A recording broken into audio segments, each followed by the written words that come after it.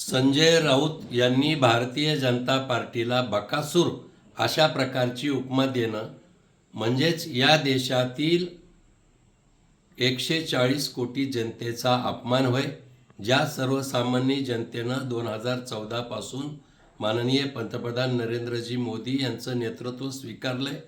सबका साथ सबका विकास ही भूमिका तळागाळापर्यंत पोहोचलेली आहे आणि विकास, सुशासन, पारदर्शकता, भ्रष्टाचार मुक्त सरकार हे केवळ भारतीय जनता पार्टी देऊ शकते हा विश्वास या देशातील सामान्य जनतेला पटलेला आहे.